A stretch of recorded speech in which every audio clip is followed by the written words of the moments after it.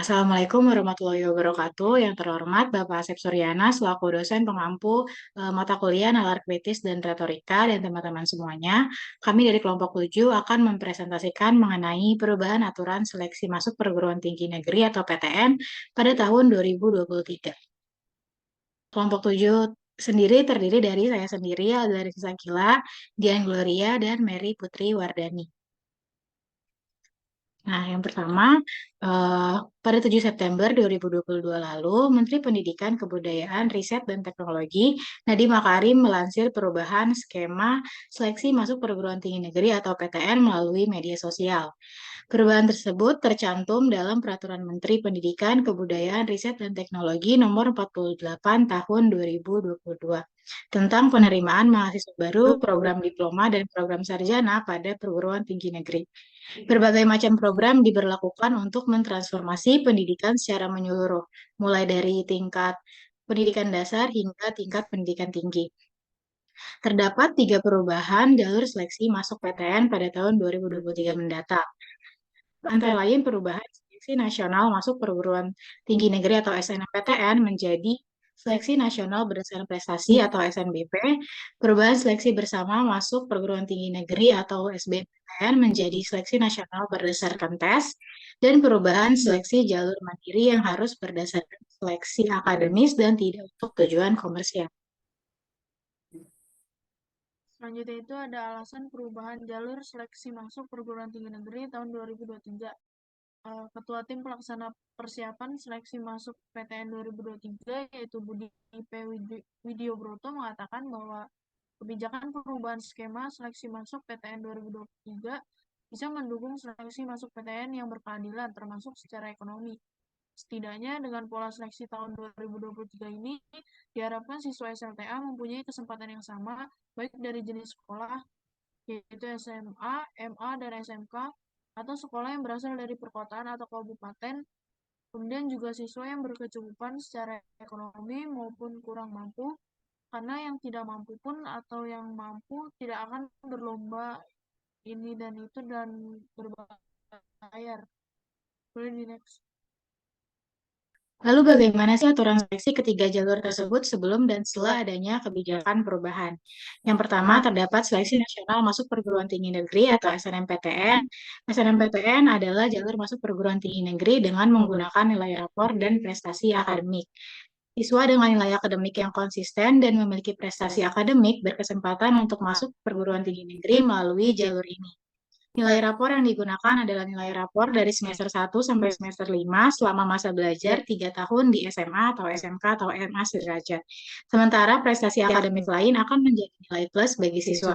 Proses seleksi SNMPTN ini sepenuhnya ditanggung oleh pemerintah.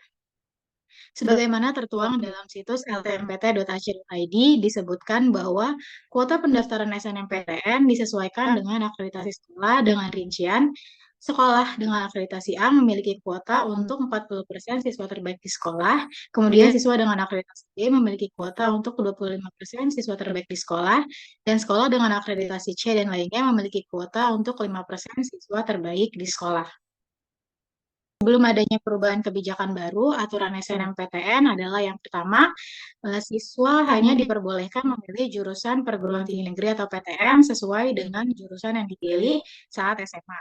Jadi, jika siswa dengan jurusan IPA hanya dapat memilih jurusan di PTN yang berada di rukun Saintek. Begitu juga dengan siswa jurusan IPS yang hanya dapat memilih jurusan yang berada di rukun Soshum.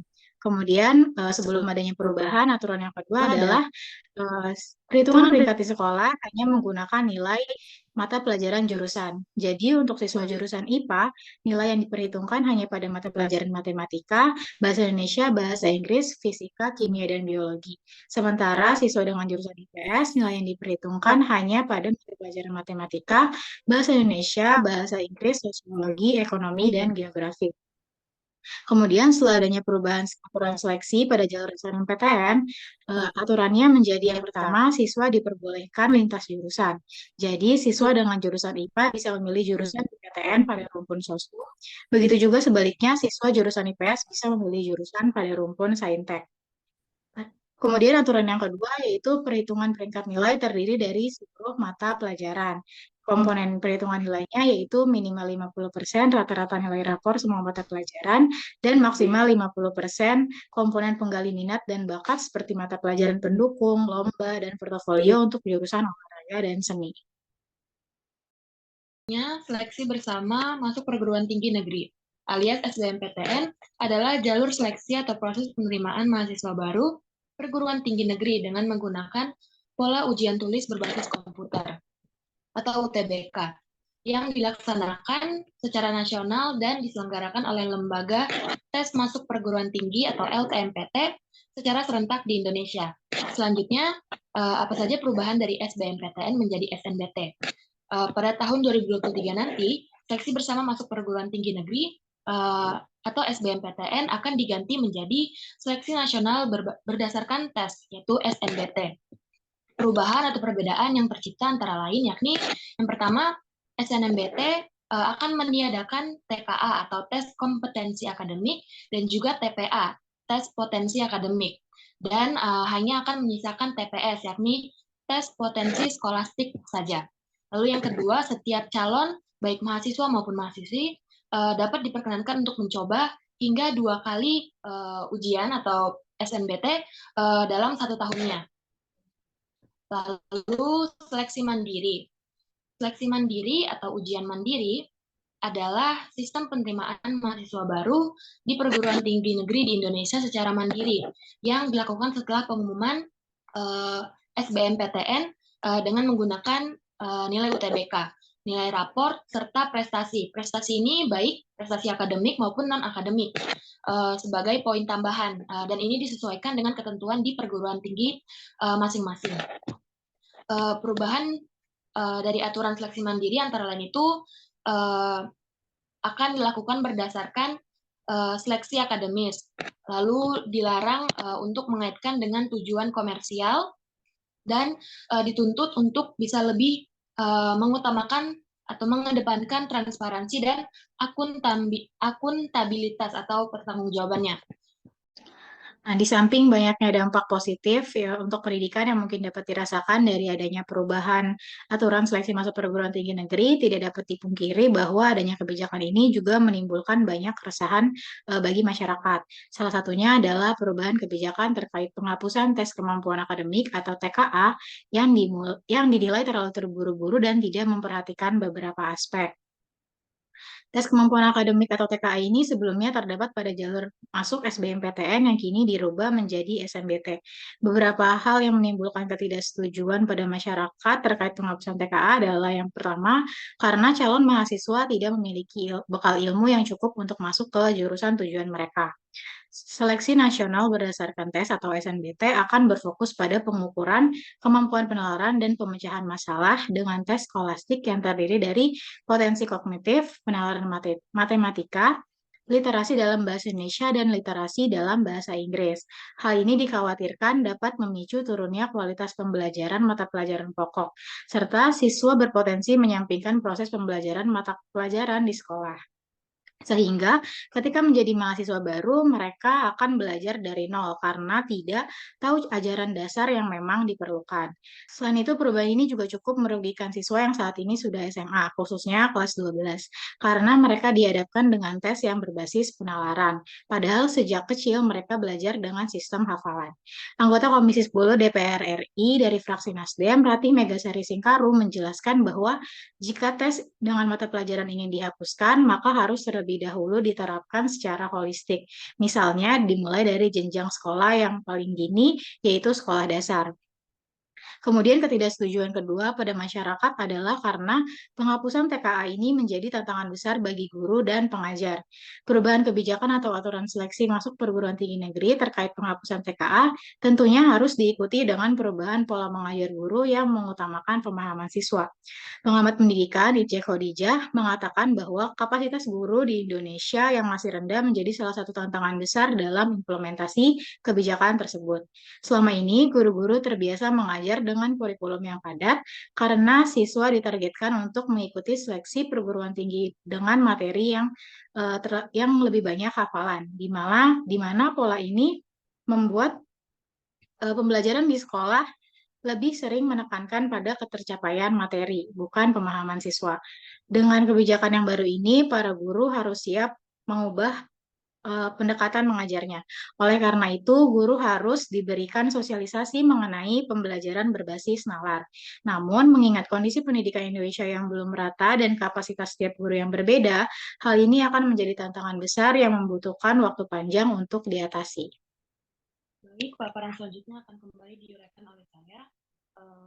Menurut kelompok kami, keputusan pemerintah untuk mengubah aturan seleksi masuk perguruan tinggi negeri pada tahun 2023 nanti kembali menjadi kebijakan tidak tepat adalah karena seakan-akan menjadikan para pendidik dan anak didik sebagai kelinci percobaan dalam sistem pendidikan. Dengan buktinya yakni bahwa pergantian cara seleksi masuk PTN ternyata kurang menyesuaikan bagi para siswa maupun para guru yang sebagaimana dikatakan oleh salah satu guru les di Bimbel Inten, yakni Faiz Al-Haq.